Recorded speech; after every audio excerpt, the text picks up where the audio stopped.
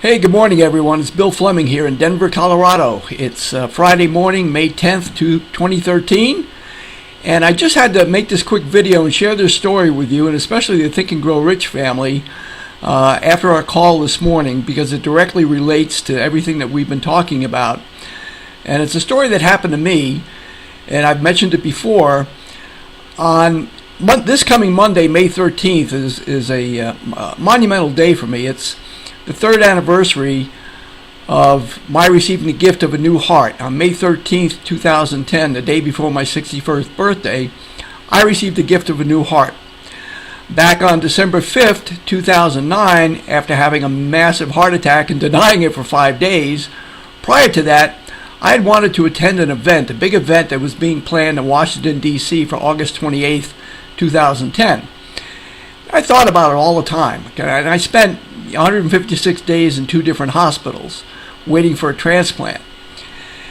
I had my transplant on May 13th, started rehab and everything, and then on the morning of August 9th, on a Monday morning, I was in rehab at the hospital, and the nurse called me over and she said, "Hey, Bill, we got a letter from your donor family over in transplant, and they want to know if you're ready to receive it."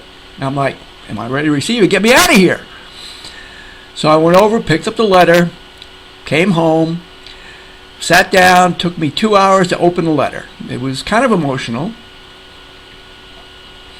So I read the letter, and it took me about 2 hours to get through it, too. It was only 3 pages. And like I said, I really wanted to go on take that trip. I also wanted to go on a trip in September, the end of September, to my nephew's wedding back in New York. I hadn't seen my sisters in a while. And I was trying to get permission from transplant in order to go.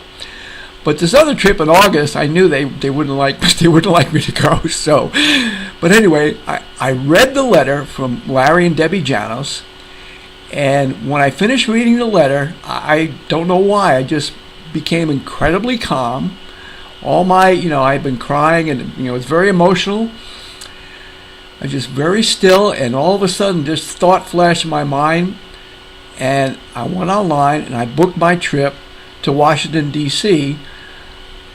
For August 27th, 28th, and 29th. Made the hotel reservation, got the flight and everything. Made a decision to do it. And it was great. I had a great time. I went to the wedding. Fast forward to December 2010, I finally connected with my donor's parents in respect that we released information. So we could, talk on the phone and everything. We knew each other's last names, and I was able to figure that out prior to that.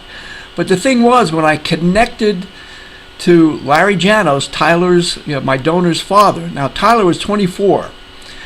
Now when I connected with him on Facebook, he happened to notice that I had attended this event in Washington on August 28th, 2010. And he said, "Wow," he says, that's pretty strange. I said, "Well, what do you mean?" He says, "I saw that you went to Washington, D.C. on August 28th for that event." I said, "Yeah, why?" And he said, "Tyler really wanted to go to that event." And as soon as he said it, I said, "I knew it."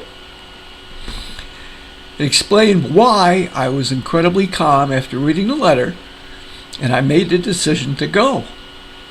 I can't explain it.